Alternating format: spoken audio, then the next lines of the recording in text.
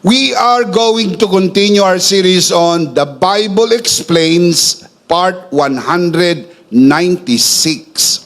Today, we are going to continue our mini-series within the big series of The Bible Explains, entitled Grace-Filled Expressions for Stronger Relationships, Part 3. Let's pray first and let's commit this to the Lord. Our dearest Father in heaven, we are so very thankful for how you have gathered us today.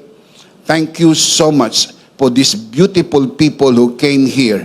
Thank you so much also for the beautiful people who are joining us via online. Thank you so much for the wonderful time of praise and worship. We believe that you inhabit the praises of your people, and there is nothing in the world like this. For in your presence, there is fullness of joy, and the joy of the Lord is our strength. We commit to you this time, even this learning time, and it is our prayer that everything that will be said and done only for your glory and for the blessing of everyone. We pray in the name of your Son, our Lord and Savior, Jesus Christ, by the power of the Holy Spirit, and everybody would just simply say, Amen. Palakpakan natin ang Panginoon. Amen. Sa series po na ito ay sinabi ko sa inyo ng simula pa na atin pong pinag-aaralan, binabagtas ang mga simpleng ekspresyon na binibigkas po natin sa pang-araw-araw na buhay. Na kung minsan ay magaang lang nating sinasabi na parang hindi natin naiintindihan kung ano ang dating sa mga taong sinasabihan po natin ito. Tinitiyak ko po sa inyo na ito'y malaking bagay. Ang mga salitang ito'y puno ng biyaya at bigkasin natin ng madalas at maging very intentional po tayo sa pagbigkas ng mga ekspresyon na punong-puno ng biyaya. Nang simulan po natin ang series na ito, Part 1, ay tinalakay po natin ang topic na ito. Thank you, a grace-filled expression of gratitude. Ang ating puso na punong-puno ng pasasalamat, una ay sa Diyos at maging sa mga kinakasangkapat din ng Diyos sa buhay natin, sa paligid natin. Ang ating mahal na asawa, ang ating buong pamilya, ang ating mga kaibigan at maging ang ating mga kabiyaya sa kabuuan na ginagamit silang instrumento ng Diyos upang pagpalain ang ating buhay, bigkasin natin ng madalas ang ekspresyon, thank you. Because every time we do that, we are expressing gratitude. At ang mga tunay na kay Kristo ay laging mapagpasalamat. Can you say amen? And we learn that in Christ, I am always thankful. Lagi tayong nagpapasalamat. In fact, nakasulat nga sa Biblia, always give thanks to the Lord. Can you say amen? Pangalawa ay tinalakay po natin ang you are a blessing to me, a grace-filled expression of appreciation. Sa ating pagpapasalamat, ang pinakapusod nito ay na-appreciate natin ang pagpapala ng Diyos. Tandaan, ikaw ang target ng pagpapala ng Diyos.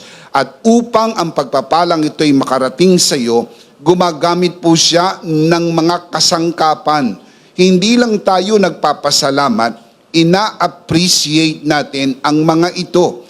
Kaya kung maaari, matutunan natin ang linyang sasabihin natin, you are a blessing to me. You are a blessing to my family. Pagpapala po talaga kayo sa buhay namin. Napagpapala kaming pamilya, napagpapala kaming mag-asawa, napagpapala ako dahil sa buhay mo o sa buhay ninyo. Huwag tayong magtipid sa mga salitang nagiging pagpapala sa iba. Hindi ka naman nagagastusan dyan. Wala hong involved na pera. Pusong bumubulwak sa pagkilala ng pagpapala ng Diyos, kusang tumatagas sa ating bibig. Hayaan nyo lang na lumabas sa ating bibig kung anong mayroon tayo sa puso. Dahil nakasulat sa Biblia, out of the abundance of the heart, the mouth speaks. Today, we are going to talk about another very popular expression. Part 3. We're going to talk about excuse me, a grace-filled expression of politeness and respect. Hindi na masyadong popular ang linyang excuse me dahil maraming mga tao ngayon ang brusko, nanunulak at feeling entitled sa maraming bagay sa mundo. Dahil ang feeling nila entitled sila, wala silang pakundangang magbalya o lumagpas sa linya o kung minsan hindi na pinapahalagahan ang mga tao sa kanilang kapaligiran. Hindi po ganyan ang biyaya. Ang biyaya ay banayad. Ang biyaya ng Diyos ay tunay na very gentle and very humble. Can you say amen? Amen. Sometimes, the smallest praises reflect the deepest heart. Saying, excuse me, is not weakness. It's a gentle strength that shows respect, acknowledges others, and sets pride aside. In a world quick to assert, a simple excuse me is a quiet act of grace. Ibang panahon na po itong ating kinagagalawan. Masyadong marami ang mayabang, brusko, at feeling entitled. Kaya kung minsan nakatapak na ng paa o nakabundol na, sila pa ang galit. Na sa halip ay sabihin, pasensya na, excuse me, hindi ko sinasadya. Di sana walang away. Di sana walang road rage. Di sana walang patayan. Di sana meron pang buhay na mahal sa buhay na makakasama nila sa mga mahalagang araw sa taon na ito. Pero bakit ito nangyayari ang mga ito?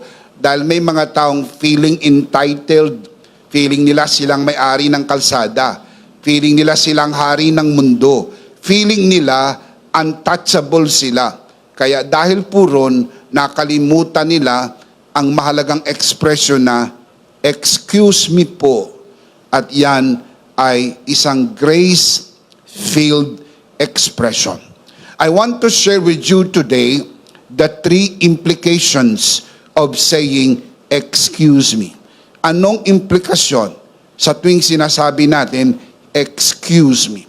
Number 1, it demonstrates Christ-like humility and gentleness. Every time you say, excuse me, you demonstrate Christ-like humility and gentleness. It may be just 2 words, but carries the weight of grace.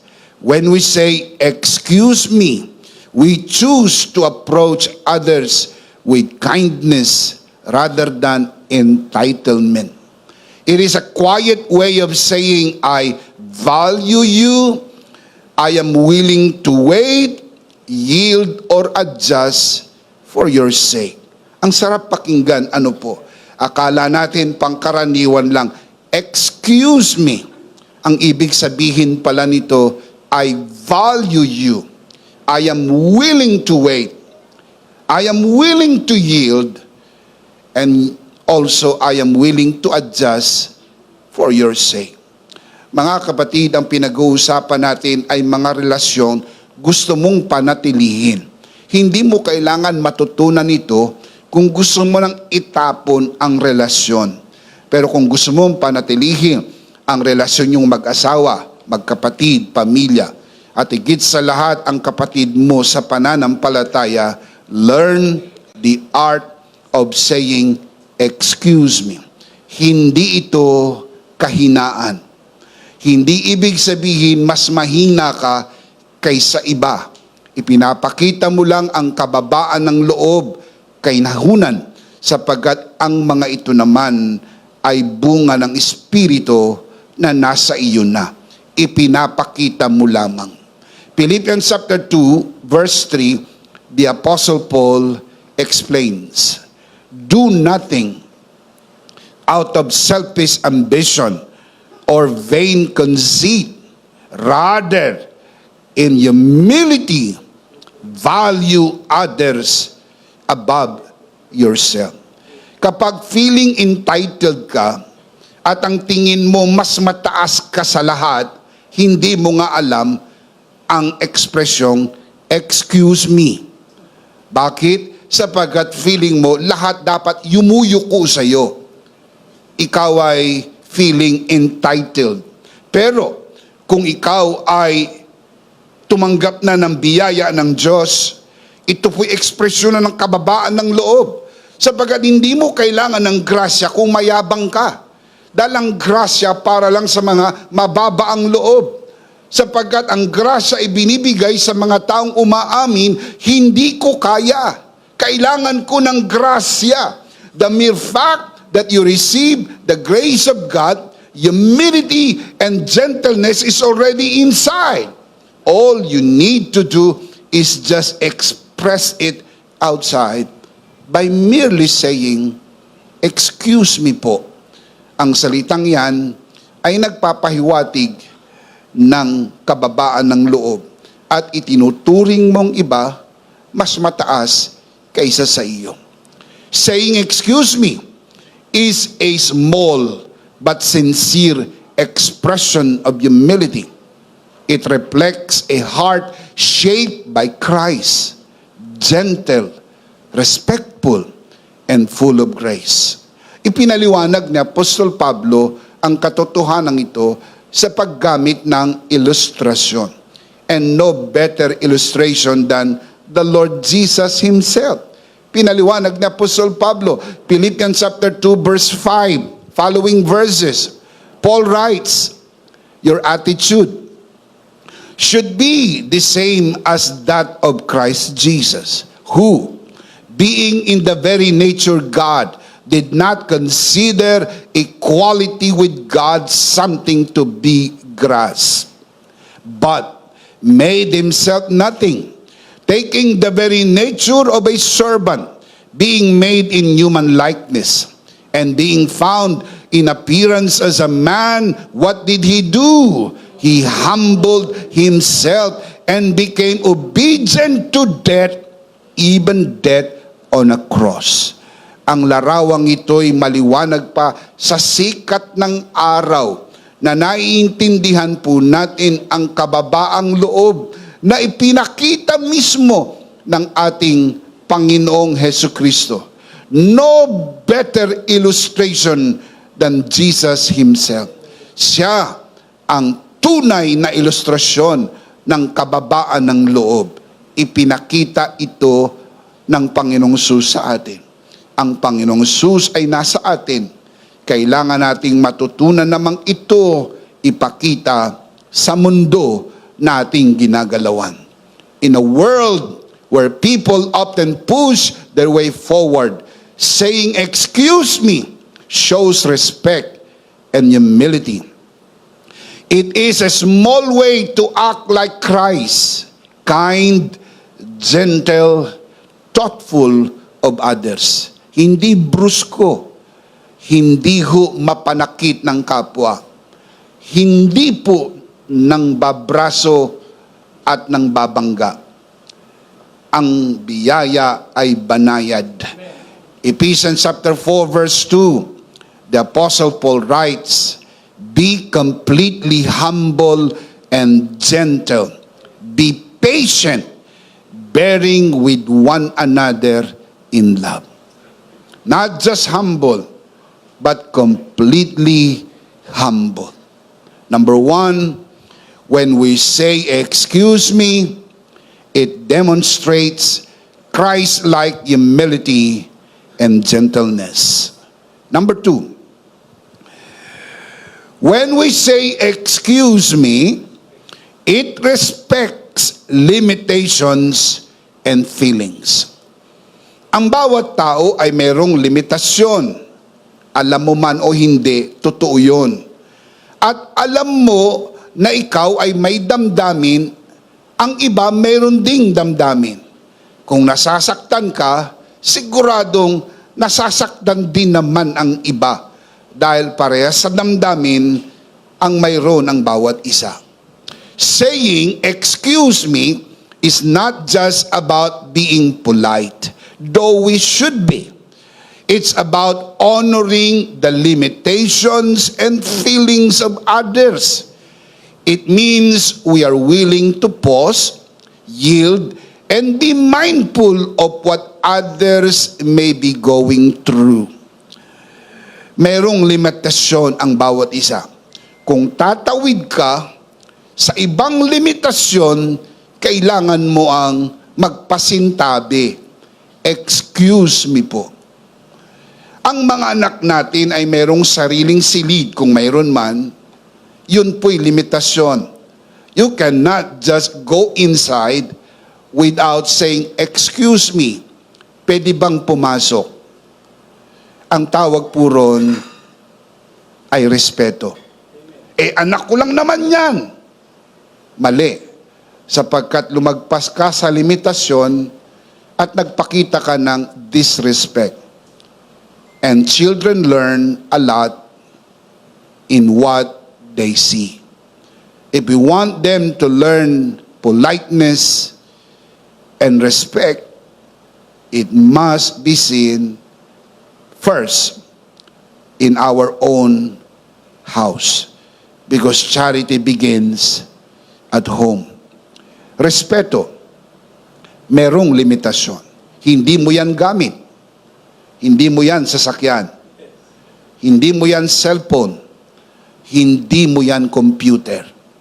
You must learn to say, "Excuse me, pwede ko bang gamitin ang iyong sasakyan?" Hindi yung lalabas na lang sila, "Wala na yung sasakyan ko dito." Ginamit pala. Ako naman ang nagbigay nun eh.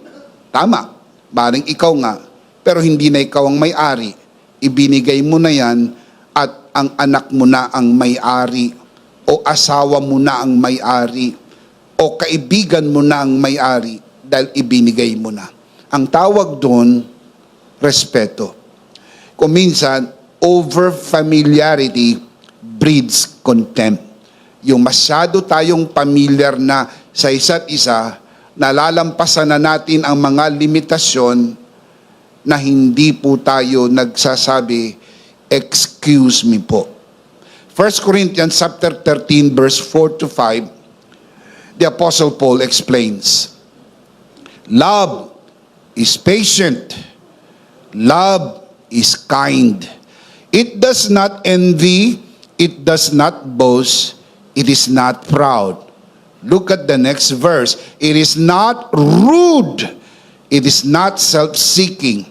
It is not easily angered. It keeps no record of wrongs." Hindi po magaspang. Hindi po brusko. Hindi po nambubundol at hindi rin nangbubudol. Ang pag-ibig ay banayad. Can you say amen? Respecting someone's boundaries and feelings reflects the heart of Jesus, who never forced his way in, but always entered with grace, invitation, and compassion. Kaya nga pag hindi ka imbitado, hindi ka dapat pumunta dahil ang tawag doon, gate crosser. Hindi ka kasama sa bilang. You have to remember, respect limitations. Hindi ka na imbitahan dahil hindi ibig sabihin, hindi nila gustong nandoon ka. Ang simpleng ibig sabihin lang, limitado lang ang budget nila. And on your side, you need to understand. Hindi mo dapat ikasama ng loob. Dapat nauunawaan mo. Dahil nung nag-okasyon ka rin, hindi rin naman po lahat na imbita mo. Dahil kung iimbitahin mong lahat, isasanla mo na ang bahay at lupa mo. Natapos ang okasyon, wala ka ng bahay at lupa. Kaya ho sa mundo, nagkakaroon ng misunderstandings Kasi ang iniisip lang nila yung sarili nila at di nila iniintindi yung iba. Ganon kahalaga po yung ekspresyon ng excuse me po. Hindi namin kayo naanyayahan dahil talagang limitado lang ho ang budget. Nauunawaan naman po sana ninyo at sasagot ka, oo naman, naiintindihan ko.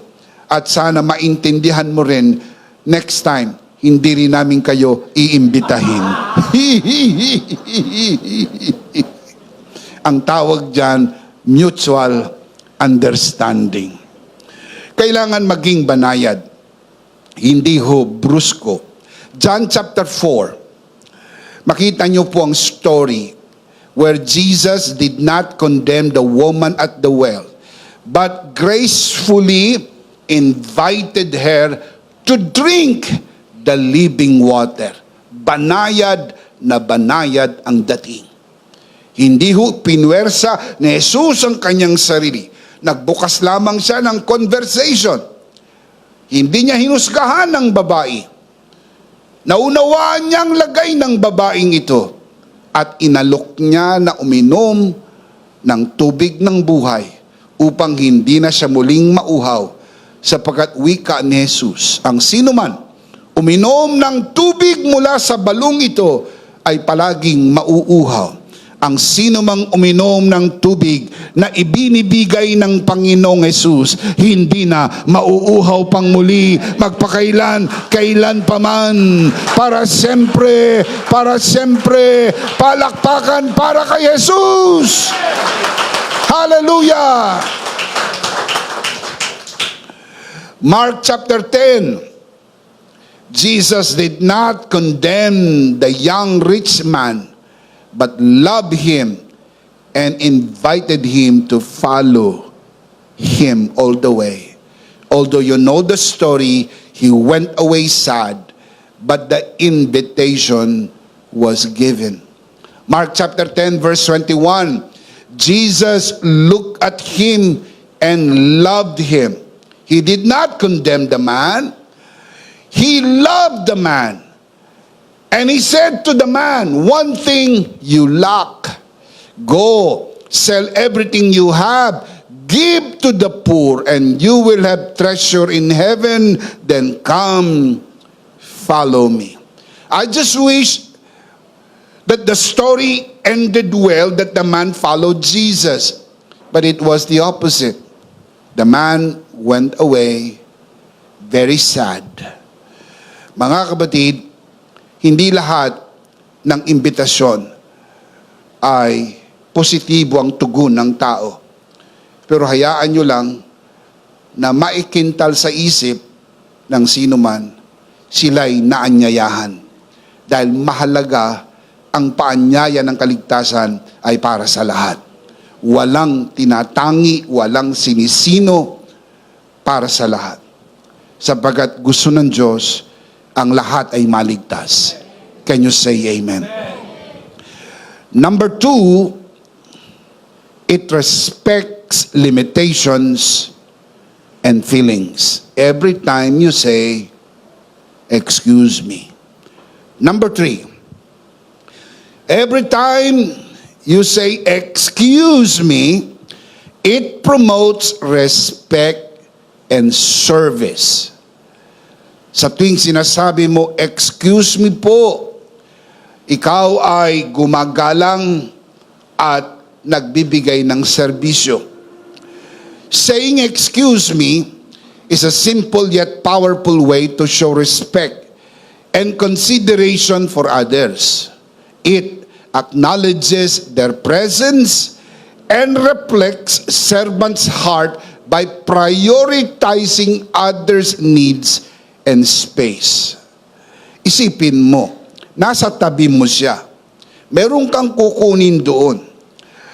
Pilit mong kukunin na wala kang pakialam kung siya'y nasa tabi mo. Sumusubo din siya ng pagkain.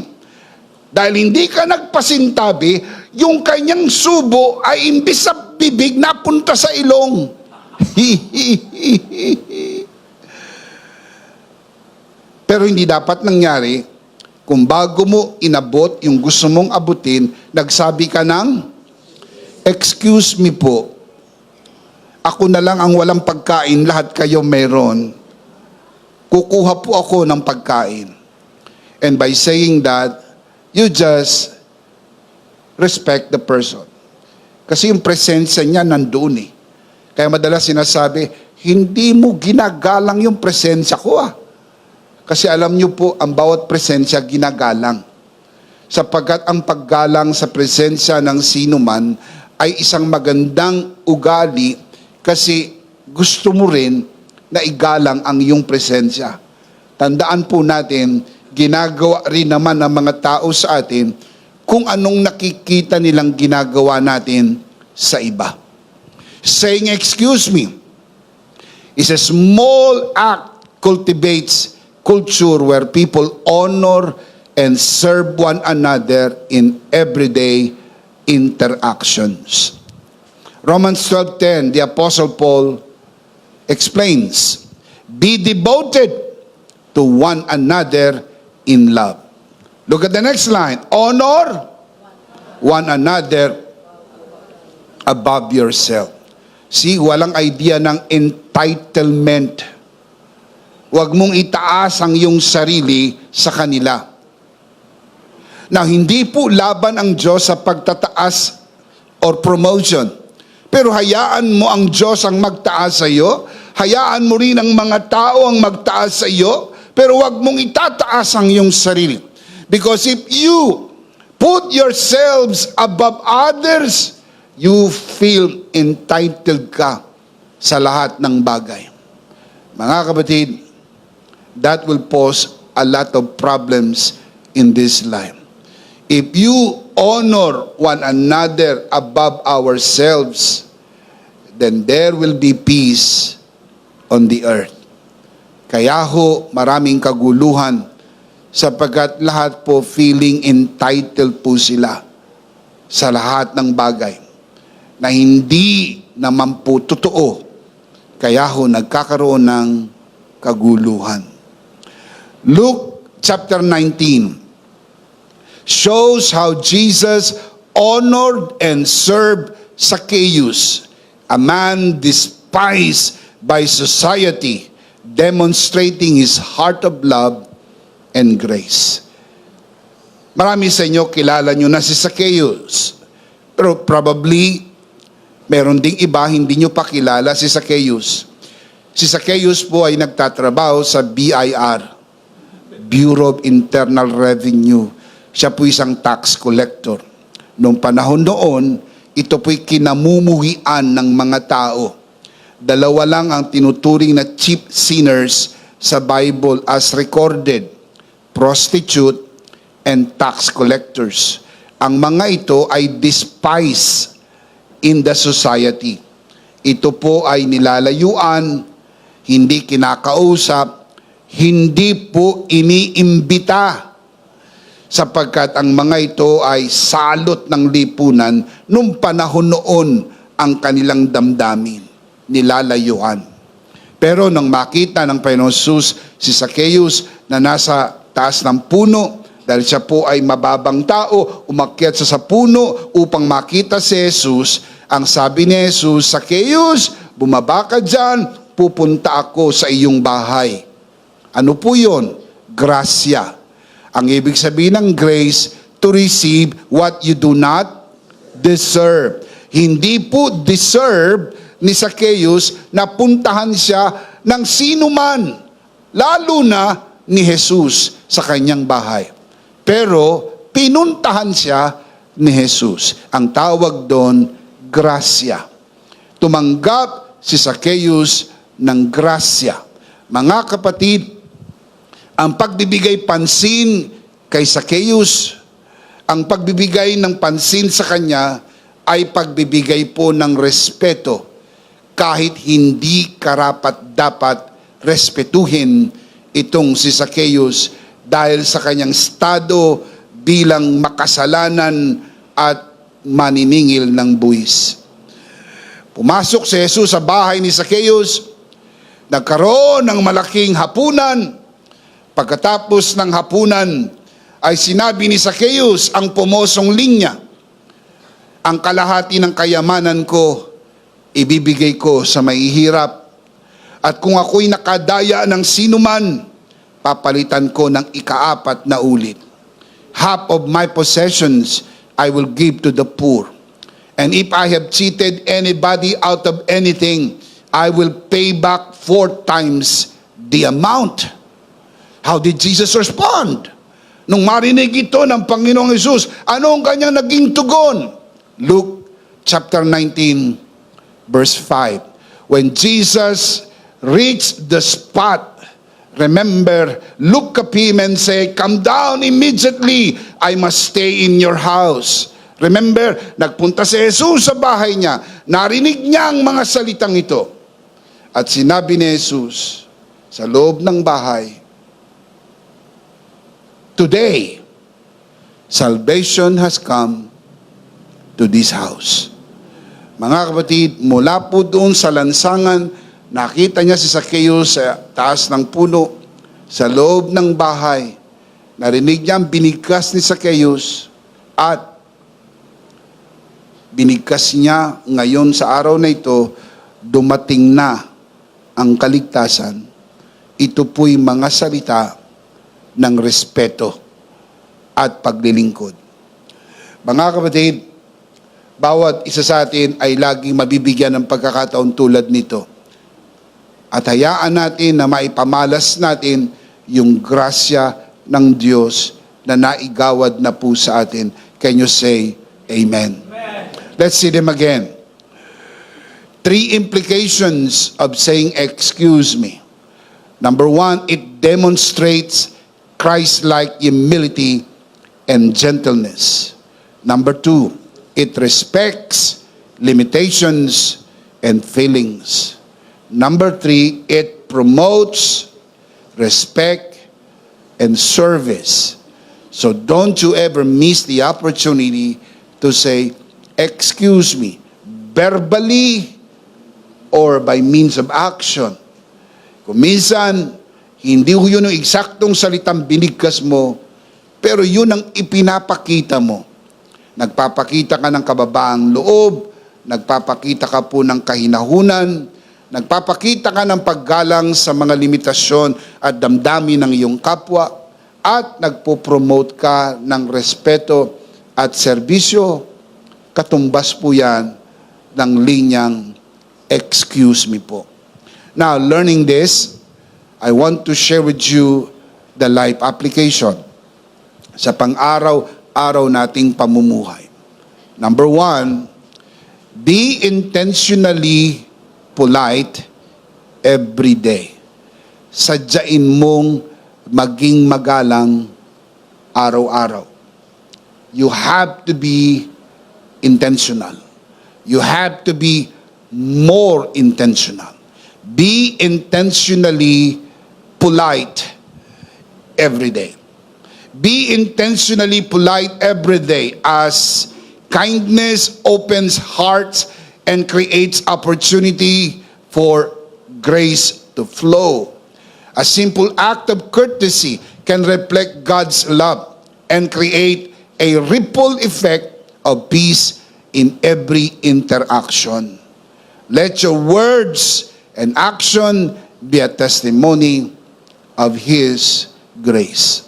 Hayaan po natin na bawat araw sa ating mga interaction, sa mga ginagalawan natin, unang-una sa bahay, doon po sa pinagtatrabahuhan, sa eskwelahan, o maging kung saan man tayo matagpuan, maging sa lansangan, maging sa anumang pagkakataon. Kung tayo po ay very intentional na nagpapakita ng politeness, you are showing grace.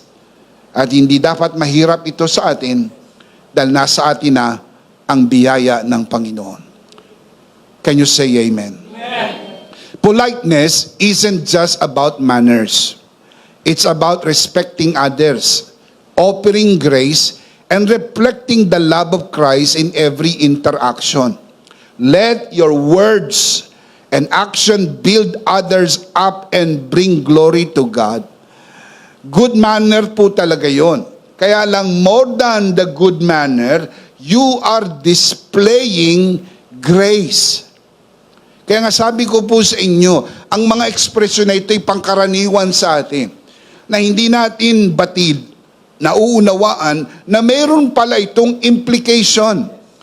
And the spiritual implication, whenever you say, excuse me, you are dispensing grace, you are releasing grace, you are offering grace, service, respect to people na dapat makita sa atin.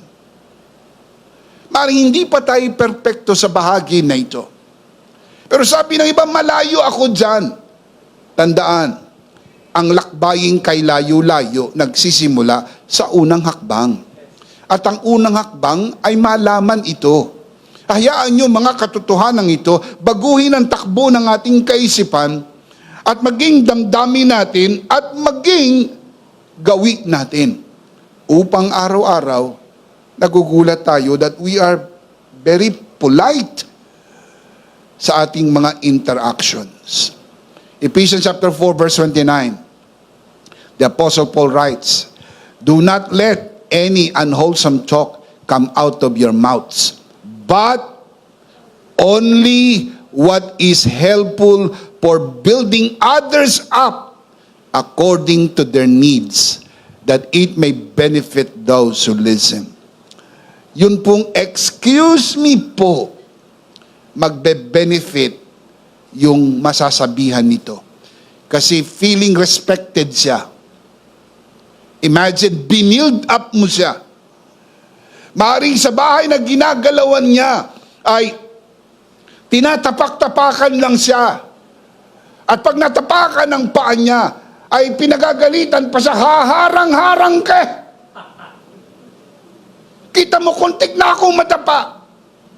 Sa halip na natapakan ay, sorry excuse me. Pero kung minsan ay maraming damdamin ang nasasaktan. Tapos all of a sudden, may mga taong nag-treat sa kanila ng may respeto, dadaan sa pagitan nila o dadaan sa gilid, excuse me po, and all of a sudden feeling respected ka. And you just bless the person. You just release the grace of God in that person. Ipamuhay natin ito. Ito po'y maka-Diyos at maka-Kristiyano at higit sa lahat, puno ng biyaya. Can you say amen? Number 1, be intentional, be more intentional, and be intentionally polite every day. Number 2, create respectful spaces in relationships. Create respectful spaces in relationships. Sa relasyon po, kailangan po merong space and spaces. Rerespetuhin po yon. Kung ayaw niya muna makipag-usap, humingi siya ng space, you have to respect that and wait. Pero hindi, kung minsan gusto natin, ngayon na! Hindi pwedeng bukas, ngayon na! Mag-usap na tayo ngayon! And that is, you are now crossing the limitations and boundaries. Instead of saying, excuse me, can we talk tonight? Can we talk today?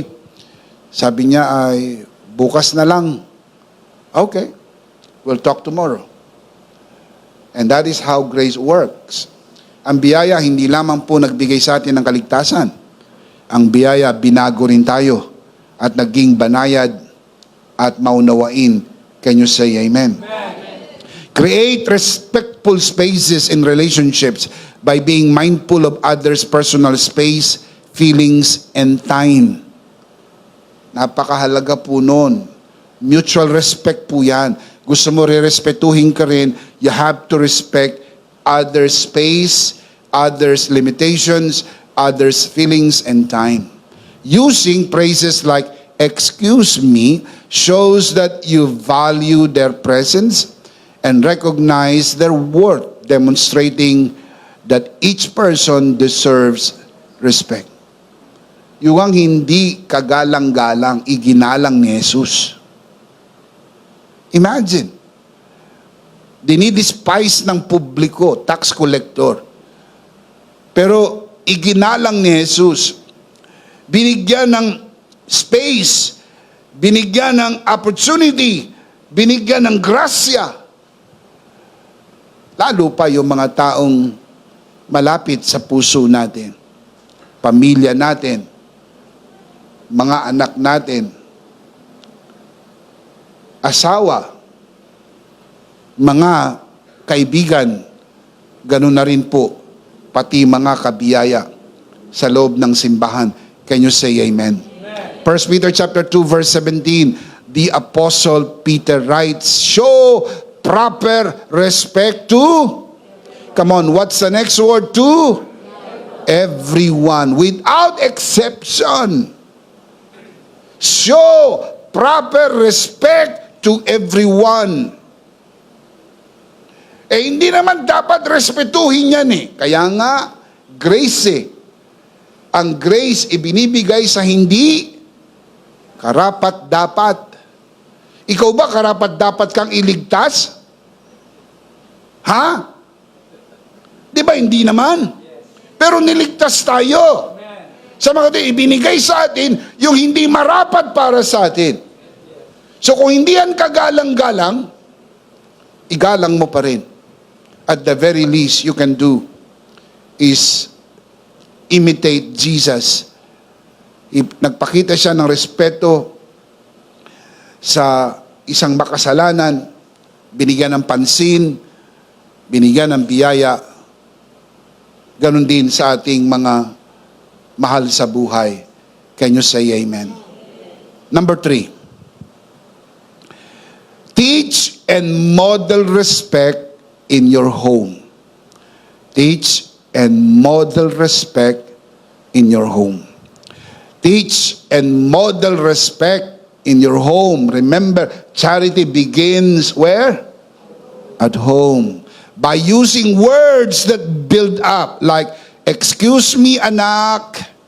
Excuse me.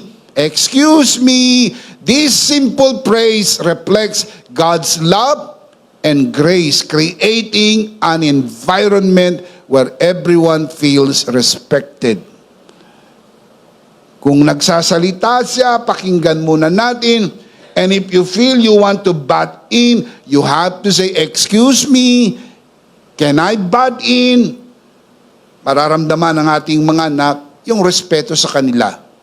At kung may respeto sa loob ng bahay, dadalhin din po yan sa labas ng bahay. When we speak with kindness, we show respect and nurture hearts that reflects His grace. This promotes peace in our homes and in the community as a whole. Kaya ho mayroong gulo dahil kulang sa respeto. Ang respeto, ipinapakita sa maraming paraan. Isa sa simpleng linyahan ay, excuse me po. Dadaan ako. Excuse me. May kukunin ako. Excuse me. Pakiabot nga yung ulam. Mauubos na. Wala pa ako nakukuha. Excuse me po. Ang pumoso na kapag ka ikaw ay excuse me po, always remember, magpapasintabi. Sapagkat yan ay pagpapakita ng respeto. Saan niya natututunan? Sa loob ng bahay una. Kasi ang unang paaralan ng bata ay ang bahay. Bago ho yan pumunta sa eskwela, sa bahay. Ang unang mga guro ay ang mga magulang. And the best way to teach our children is by example. Proverbs 22:6, very, very popular verse. Train up a child in the way he should go, And when he is old, he will not depart from it. Turuan natin at imodelo ang pagrespeto sa kapwa. At pinakasimpleng paraan, isa sa mga pinakasimpleng paraan ay excuse me po. Hindi lang ito ang paraan, marami. Pero ito yung basic. Sometimes people want the advance. They want the complicated part, but they miss the basic. The basic is, excuse me po.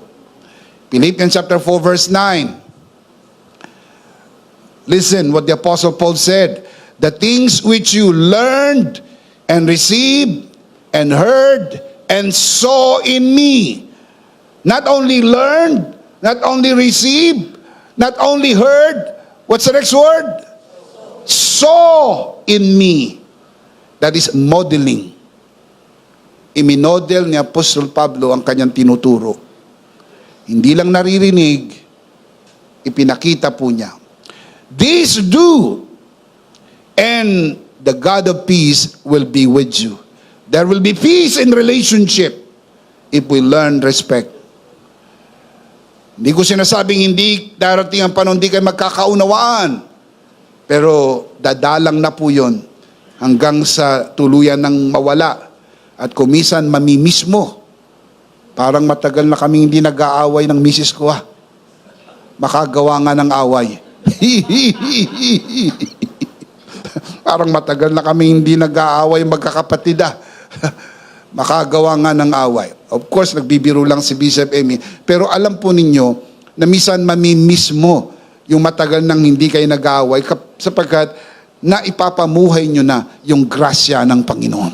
Palakpakan muna si Lord. Praise God. Amen. Titus chapter 2 verse 7. In all things, how many things? In all things show yourself to be a pattern of good works. Not only teaching good works. Paul writes to Titus, pattern, something people see. You model the truth that you teach. In doctrine, showing integrity, reverence, and incorruptibility. Hindi ka kayang i-corrupt. Hindi ka kayang suhulan. Sapagkat, sabi ni Apostle Pablo, maging pattern. Ano yung pattern? Pamarisan. Ano yung pamarisan? Nakikita at tinutularan. 1 Timothy chapter 4 verse 12. Ganito rin ang sinabi ni Apostle Pablo sa batang pastor. Don't let anyone look down on you because you are young, but set an example. Sabi po ni Apostle Pablo kay Pastor Timothy, set an example for the believers in speech, in life, in love, in faith, and in purity. Maging halimbawa tayo ng pagsasalitang excuse me po. Kasi ang salitang yan ay puno ng biyaya na nagpapahiwatig ng respeto, paggalang sa mga limitasyon at interaksyon ng pakikipagkapwa-tao. People often learn faster from what they see than from what they hear because actions leave a lasting impression. Remember the old adage, action speaks louder than words. Pero it does not mean that words are not important. Words are important, especially when they are backed up with actions. Kaya nga sabi ko sa inyo, yung pagsasabi ng excuse me, kung minsan verbal, but most of the time, action. Pero yun din ang idea, yun din ang ramdam ng mga tao sa kapaligiran. Visual examples resonate deeply, showing how principles are lived out. Seeing something in practice makes it clearer and more memorable than just hearing about it. Teaching your children is one thing, but showing them what you teach is another thing. Teach and model. Let's see them again. Silipin po natin ang tatlong life application doon po sa napakahalagang ekspresyon na, excuse me, ito po'y grace-filled expression of politeness and respect. Basahin natin, malakas, sabay-sabay, ano po ang mga life applications na ito. Ready? Number 1. Number 2. Number 3. Be intentionally polite every day. Create respectful spaces in relationships. Teach and model respect where? In your home. The big idea is, in Christ, I am polite and respectful. Now listen, politeness and respect are virtues naturally evident in those who are in Christ. I am explaining this because it is important. You don't have to be polite and respectful to be in Christ. Rather, because you are in Christ, you are polite and respectful. Politeness and respect are virtues naturally flows to those who are in Christ. Nasa iyo yan. Kailangan mo lang i-renew ang iyong mind through the Word of God para mag-flow out at maipakita natin ng mga tunay na nasa biyaya ay magalang at marunong rumispeto. Again, what is the big idea? Are you in Christ? That is why you are polite and respectful. Can you say amen? Of course, we do not want to end this broadcast without giving everyone who are watching this broadcast the opportunity to receive Jesus today and be saved. Maging sa sino mang narito sa loob ng bulwagan na ito na hindi pa tumatanggap sa Panginoon, lalo na sa mga nanonood sa broadcast na hindi pa tumatanggap, ngayon na ang araw ng kaligtasan. Taas natin ang ating dalawang kamay sa lahat ng narito sa loob ng bulwagan na ito. Samahan po natin ang atin pong mga panauhin na nanonood sa broadcast na ito. Manalangin tayo ng pagtanggap. Ariin po natin ang panalangin ito, isang personal na panalangin. Manalangin tayo. Panginoong Hesus, ako po'y makasalanan. Hindi ko po kayang iligtas ang aking sarili. Ako'y mapapahamak ng hiwalay sa iyo. Narinig ko po ang mabuting balita. Ako po'y naniniwala. Tinatanggap kita sa aking puso bilang aking Panginoon at aking tagapagligtas. Salamat po, pinatawad mo na ang aking mga kasalanan.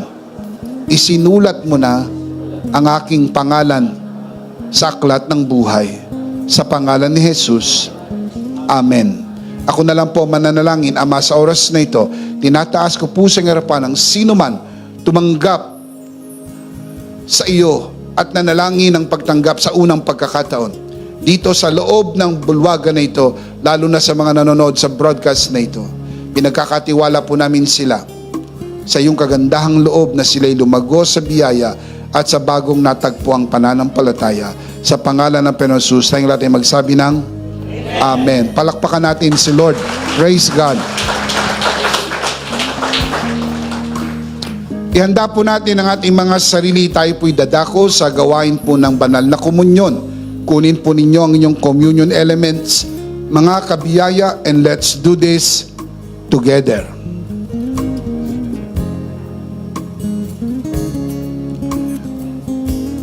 Alright, let's do this together, mga kabiyaya. Ito ang aral na tinanggap ko sa Panginoon at ngayon naman ay binibigay ko sa inyo. Nang gabing siya'y pagkanulo, dumampot siya ng tinapay, kanyang pinagpira-piraso at kanyang sinabi, ito ang aking katawan na pinagpira-piraso dahil sa inyo. Gawin nyo to bilang pag-alaala sa akin. Sabay-sabay po natin gawin.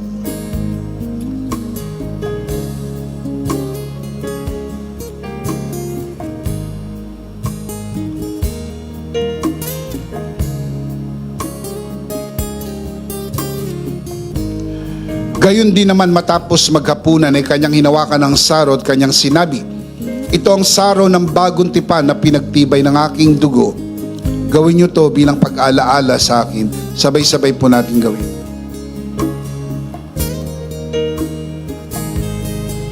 Ate po itaas ang ating dalawang kamay at sumunod po tayo sa panalangin na ito. Aming Ama, maraming salamat po sa aming Panginoong Hesukristo. Panginoong Hesukristo, maraming salamat po sa iyong banal na dugo na iyong itinigis sa krus ng Kalbaryo. Dahil po dito, lahat ng aming kasalanan ay iyong ang pinatawad. Maraming salamat po sa iyong katawan na nabugbog at nasugatan. Dahil po dito, lahat ng aming sakit ay iyon ang pinagaling. Gaya ng nasusulat, sa iyong mga sugat, ako'y magaling na. Ako'y naniniwala, ako'y magaling na. Aking dinideklara, ako'y magaling na. Ako'y malusog, malakas, masigla, pinagpala, pinaburan, at mabubuhay ng mahaba. Sa pangalan ni Jesus, maraming salamat po, Banal na Espiritu, sa iyong kapahayagan ng mensahe ng biyaya. Sa pangalan ng Panginoong Jesus, Amen. Amen. Palakpakan po natin ang Panginoon. Praise God. Isang beses pa, malakas, sabay-sabay, ano po ang big idea? Are you in Christ? That is why you are polite and respectful. Again, you don't have to be polite and respectful to be in Christ. You are polite and respectful because you are in Christ. So the big idea is, in Christ I am polite and respectful. Last of all, let me speak to your heart, you who are watching this broadcast. If this broadcast has blessed you, and if not asking too much, I would like you to bless this ministry with your love offering, so that together we can reach the world with the message of full grace. From the bottom of our hearts here at EMI, we would like to say, thank you for giving to the Lord. We'll see you next Sunday, purposely on site, but definitely we'll see you again online. Ako po si Bishop Emmy, kasama po si Pastor Joe at ang kabuuan ng The Lord's Community and EMI Broadcast. Maraming thank you. Stay a bit for more announcement. Always remember, in Christ you are forever Charito!